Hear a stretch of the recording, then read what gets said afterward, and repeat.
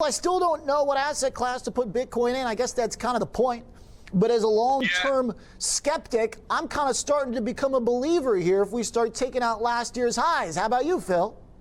I'm exactly with you. I was a skeptic up until about a few weeks ago when all of a sudden a lot of people started calling about it and it broke out to the upside, got over that 11,500. I start Googling Bitcoin and I find out that, Square put a large portion of their capital into it. You're seeing, Fidelity put out a recommendation, 3-4% of clients should consider it as an asset.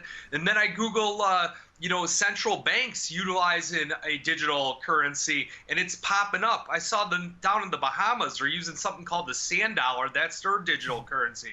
So I am a believer. I'm starting to throw some money into it. So, Phil, you're also a chart guy from our conversations. You're obviously a market watcher and trader who watches relationships. To me, the most important thing for Bitcoin for a long time has been its ties to risk assets, and that a lot of the big moves we've had have generally coincided with stocks. I mean, Bitcoin, look at the VIX, has been a really interesting relationship where Bitcoin's big rallies have happened right around the time where VIX turns and drops generally, and in the last 8 months, equities traded in lockstep with Bitcoin. Do you think it's possible we could get that to break further?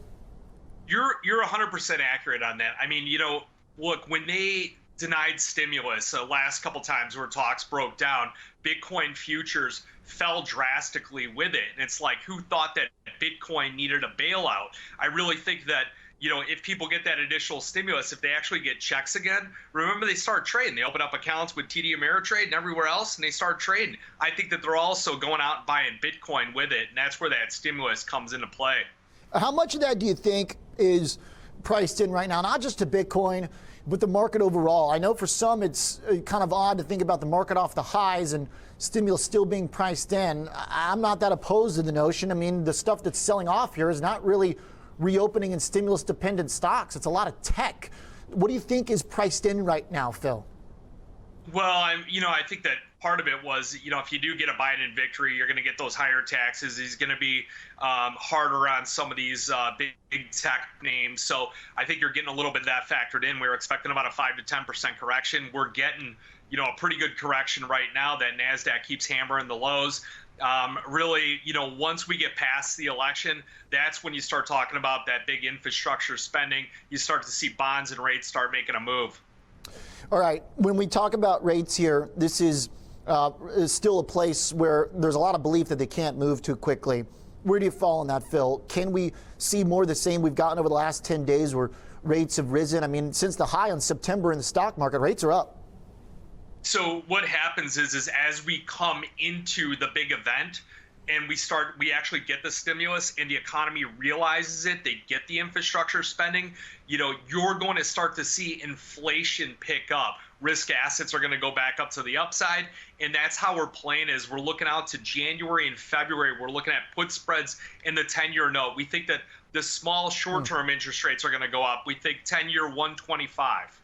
Okay, what kind of strikes are we talking about for such a put spread? You don't have to give me all the way the sausage is made, but I'd like to see what kind of areas you're looking at. Could we get back to, say, June lows for the bond? We like the February 138, 135 put spread, real inexpensive, got a good risk-reward ratio, plenty of time on it. How far out you going in terms of time? We're going to February. Okay, so you're looking for a sizable move here because that would take us below the June levels, high for yield if you look at it that way. Do you think that is contingent on some big, surprising stimulus coming from the president, whoever it is, in a couple months, or can we just get there naturally if we keep printing nice GDPs like we did this week? Okay, if you look at every election year, it kind of does the same thing. Like we've seen it since like 08 where, those rates, they compress. And then after that, all the new establishment wants to come in and reinvigorate the economy and make a trademark name for themselves. So, we think that no matter what happens, that we're going to get that 5 to 25 basis point move on the short-term interest rates. And we think that bonds are going to go down. Same thing with the 10-year note. Okay. Phil, this weekend and coming into next week for stocks overall, since we're kind of just running through the gambit here, we are lower on the year now for the S&P 500.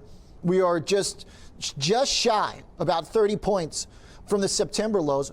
What happens, Phil, and how do you view this market as a trader if we make a lower low in the S&P 500 after making a lower high in October? I got to tell you, we took off a lot of the short plays today. We took off the short Russell, and then we did an S&P, a broken butterfly for December with 3,200 as a center strike. We took that off as well. They were both great trades. Okay. So we're hanging out a little bit long on the upside. We're looking at gold. We're looking at silver to the upside. And then also we're looking at crude oil, but we're going far out. We're going into the second half of next year.